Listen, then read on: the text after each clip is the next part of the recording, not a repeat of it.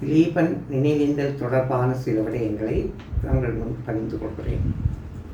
நினைவேந்தலை கௌரவமாக நடத்த முயற்சியுங்கள். தியாக தீபம் திலீபனின் ஈகத்தின் பெருமதியினையோ தமிழ் தேசியம் என்ற விடயத்தினையோ விளங்கிக் கொள்ளாமல் அகில இலங்கை தமிழ் காங்கிரஸ் கட்சியினர் கோமாளி கூத்துக்களை நடாத்துவதையும் எமது போராட்டத்தினை புரிந்து கொள்ளாமல் ஒட்டுமொத்த தமிழினத்தின் தலை குனியும் வகையில் தெரிச்சண்டியர்கள் போல் நடந்து கொள்வதையும் சகிக்க முடியாமல் உள்ளது. மாற்றுக் கருத்துடையோருக்கு அஞ்சலி செலுத்துவதும் இறுதிச் சடங்கு போன்றவற்றில் கலந்து கொள்ளும் ஒரு நாகரிக சமூகத்தில் நடக்கும் விடயங்களே. எல்லாவற்றையும் 13வது திருத்தத்தை ஏற்றோர் எதிர்ப்போர் என்ற வாய்ப்பாட்டில் துரோகி தியாகி என வகைப்படுத்தும் புதியதோர் ஒழுங்கை கொண்டு வர துடிக்கின்றனர். வடகிழக்கு அப்பால் உள்ள எமது உறவுகள், தென்னிலங்கையில் உள்ள நடுநிலையானோர் எமது போராட்டத்தினையும் திலீபனின் தியாக வரலாற்றையும் அறியவிடாமல் திரை போட முனைவது சிறுபிள்ளைத்தனமானது. நினைவேந்தல் நிகழ்வுகளை உங்கள் அரசியல் எதிரிகளை சாடும் களங்களாக மாற்றும் நடைமுறைகளை கைவிடுங்கள் என ஏற்கனவே கஜேந்திரகுமாரிடம் நான் நேரில் வேண்டுகோள் விடுத்திருந்தேன். எனது வேண்டுகோளை ஏற்பதாக எனக்கு உறுதிமொழியை வழங்கிய அவர் கிளிநொச்சியில் நடைபெற்ற மாவீரர் பெற்றோர் கௌரவிப்பு நிகழ்வில் தமிழ் தேசிய கூட்டமைப்பினரை சாடி வெளியிட்ட கருத்துக்களை வலம்புரிகை பத்திரிகை வெளியிட்டிருந்தது. தொடர்ந்து திலீபனின் நினைவேந்தலில் தமது அரசியல் எதிரிகளான முன்னாள் சகாக்களை சாடும் வகையில் சட்டத்தரணி சுபாஷ் கருத்துக்களை வெளியிட்ட போது நிகழ்வின் ஏற்பாட்டாளரான பொன் மாஸ்டரிடம் எனது ஆட்சேபனையை தெரிவித்திருந்தேன். சுபாஷை நியாயப்படுத்தும் கருத்துக்களைத்தான் பொன் மாஸ்டர் தெரிவித்தார். நிகழ்ச்சி ஒழுங்கின்படி மலர் வணக்கம் தொடங்கிய வேளை திலீபனுக்கு மாலை சூட்ட வரிசையில் நின்றேன். நீங்கள் பிறகு கலந்து வந்து மாலை போடுங்கள் என உத்தரவிட்டார் ஒருவர். நான் திரும்பச் சென்றேன். உடனே அங்கே வந்த ஜனநாயக போராளிகள் அமைப்பினர் என்னை கூட்டிக் கொண்டு போய் மாலை சூட்ட வைத்தனர்.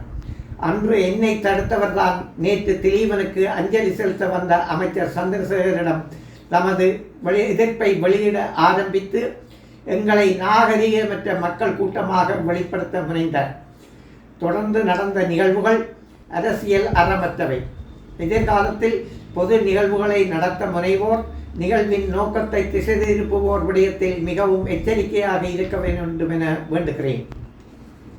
மக்களின் மனநிலை உணர்வுகளை விளங்கிக் கொண்டு கண்ணியமான முறையில் நடந்து கொண்டால்தான் அடுத்த சந்ததியினர் அரசியல் கண்ணியத்தை கற்றுக்கொள்வர்.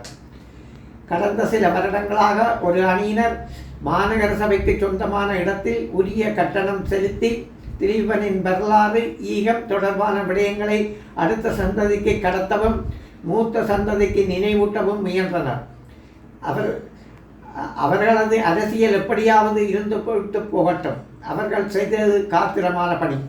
இதனை தடுத்து நிறுத்தும் நோக்கில் இந்நிலத்துக்குரிய வாடகை பணத்தை முன்னரே அகில இலங்கை தமிழ் காங்கிரஸ் கட்சியினர் யாழ் மாநகர சபையில் கட்டிவிட்டனர். கஜேந்திரகுமார் 3வது தலைமுறை பணக்காரர் என்ற வகையில் பணத்தால் எதையும் தடுத்து நிறுத்த முடியும் என்று நினைத்திருக்கிறார் போல உள்ளது. மாநகர சபை நிலத்துக்கே இவ்வளவு கோளாறு பண்ண முனைந்த கஜேந்திரகுமார் தமது குடும்பத்தினருக்கான சொந்த காணிகள் விடயத்தில் பெருந்தன்மையை காட்ட முனைவாரா? அது சூரியன் மேற்கே உதித்தாலும் சரிவராத விடயம். ஒரு தேசியவாதியாகவோ மனிதாபிமானியாகவோ அவர் நடக்க முயற்சிக்கவில்லை என்பது வருத்தமளிக்கும் விடயம். இதில் முதலாவது விடயம் பழைய வைத்தியசாலை தொடர்பானது. 2வது பச்சிலைப்பள்ளி பல்நோக்கு கூட்டுறவு சங்கத்தால் நிர்வகிக்கப்பட்டு வந்த எரிபொருள் நிலையம் தொடர்பானது. பழைய பிரதேச வைத்தியசாலையின் விரிவாக்கத்துக்கான காணி போதாமல் இருந்தது.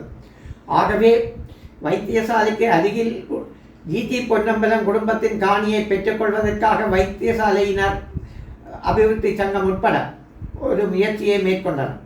அதற்காக தொடர்பு கொண்டபோது அந்த காணி டிஆர்ஓ முருகேசன் பிள்ளையின் மாமனார் முத்தையாவின் காணி என்று கூறப்பட்டது.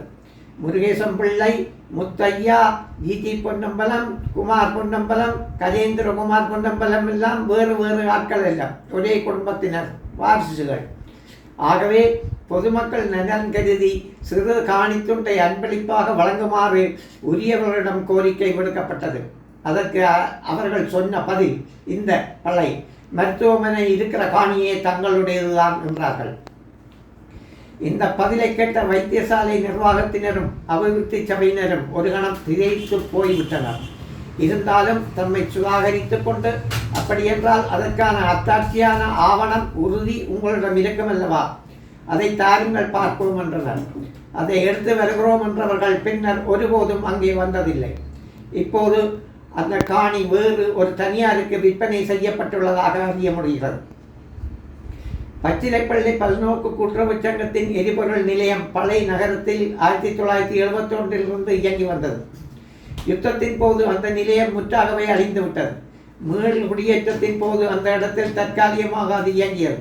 ஆனாலும் அதனை மீள புனரமைத்து இயங்க வைக்க வேண்டியிருந்ததால் தற்போதைய எரிபொருள் அமைப்புக்கு ஏற்றவாறு புதிய முறையில் விரிவாக்க வேண்டியிருந்தது.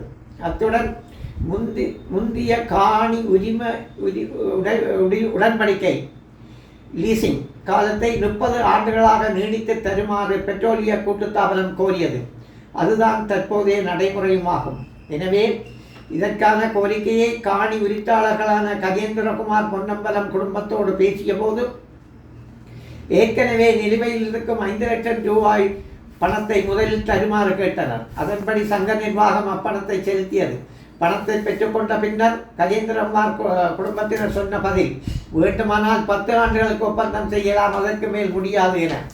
பெட்ரோலிய கூட்டுத்தாபன நிபந்தனை 30 ஆண்டுகள் என நன்றாக தெரிந்து கொள்ளும் அவர்கள் இந்த பதிலை சொன்னதால் சங்கத்தினால் அந்த இடத்தில் எரிபொருள் நிலையத்தை இயக்க முடியவில்லை.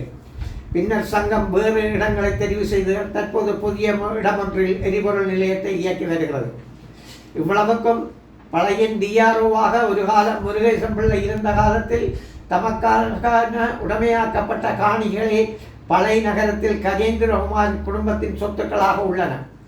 தமது குடும்பத்தின் சொத்துக்கள் விடயத்தில் பொது நலனை கருத்தில் கொள்ளாத, யுத்த காலத்தில் இயங்க முடியாத எரிபொருள் நிலைய குத்தகையை கராராக அறவிட்டவர் தானா காணி விடுவிப்பு தொடர்பான அறிவிப்புகளையும் போராட்டங்களையும் நடத்துகிறார்.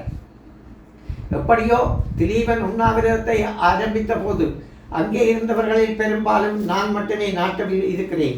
அதுபோலவே திலீபனுக்கான நினைவு தூவியை அமைத்து தனித்து தீர்மானம் எடுத்து செயற்படுத்தி முடிந்த CVK சிவஞானம் அவர்களையும் இவர்கள் இதே தூவியடியில் அவமதித்து வரலாற்றில் கருப்பு பதிவுகளை ஏற்படுத்தியுள்ளனர். திலீபனின் நினைவுகளை கடத்தும் பணிகளை தடுத்து நிறுத்தும் சில்லறைத்தனமான முயற்சியை தடுத்து நிறுத்தும் வகையில் மாநகர சபைக்கு இவர்கள் செலுத்திய கட்டணத் தொகையை உண்டியல் மூலம் சில்லறையாக பெற்று இவர்களிடம் ஒப்படைக்க தீர்மானித்தேன். இவர்களின் சில்லறைத்தனமான செயலுக்கு சில்லறையாகவே கொடுக்கலாம் என்றும் இம்முயற்சியை பழை வைத்தியசாலை முன்னிலையில் ஆரம்பிக்கவும் முடிவெடுத்திருந்தேன். காலம் தாழ்த்தியேனும் முன்னைய ஏற்பாட்டாளர்களையே கண்காட்சியை அமைக்க அதை குறையானவேனும் சம்மதித்ததை அடுத்து இம்முயற்சியை கைவிட்டேன். ஏற்கனவே வடமாகாண சபையின் உறுப்பினர்களின் கொடுப்பனவில் இருந்து முள்ளிவாய்க்கால் நினைவேந்தனுக்கு நிதி வழங்கப்பட்டிருந்தது. இதில் உடன்பாடில்லாத EPDP உறுப்பினர் தவராசா எனது பணத்தை திருப்பி தாருங்கள் என்று வேண்டுகோள் விடுக்கும் காட்சி தொலைக்காட்சியில் ஒளிபரப்பாகி இருந்தது. தமிழ் தேசியத்துக்கு சோதனையான இந்த விடயத்தை கிழக்கிழங்கை பல்கலைக்கழக மாணவர்கள் சவாலாக ஏற்று உண்டியல் குலுக்கி ஒவ்வொருடமும் தரா ₹1 மூலம் சேகரித்த பணத்தை தவராசாவின் வீட்டு வாசலில் தொங்கவிட்டனர். தற்போது 2 நாட்களின் பின்னராவது அதே மனதுடன் கண்காட்சி நிகழ்வுக்கு இவர்கள் சம்மதித்துள்ளனர். இல்லாவிட்டால் உண்டியல் மூலம் சேகரிக்கப்பட்ட சில்லறையை கஜேந்திரகுமார் வீட்டு வாசலிலோ தமிழ் காங்கிரஸ் கட்சி பனைமனை முன்றலிலோ கட்டி தொங்க விட்டிருப்பேன். கிழக்கிழங்கை பல்கலைக்கழக மாணவர்கள் வடகிழக்கு இணைந்த தாயகம் என்று உணர்ந்த மாதிரி இவர்கள் உணரவில்லை. அதனால் தான் தேசிய பட்டியல் மூலம் கிடைத்த பதவியை கிழக்குக்கு மறுத்தனர். எப்படியோ 13ஆம் திருத்த சட்டத்தை ஏற்ற அரசின் அமைச்சர்களாக இருந்த சந்திரசேகரன், ஆறுமுகம் தொண்டமான், ஹக்கீம் போன்றோர் கிளிநொச்சிக்கு வருகை தந்த விடயங்களையும் அவர்கள் கௌரவமாக நடத்தப்பட்டமை பற்றியும் வரலாறு தெரிந்த யாராவது தமிழ் காங்கிரஸ் கட்சியினருக்கு சொல்லி வையுங்கள். எதிர்வரும் காலங்களிலாவது திலீபன் நினைவேந்தலை கௌரவமாக நடத்த ஒத்துழைக்குமாறு இவர்களை வேண்டிக் கொள்ளுங்கள்.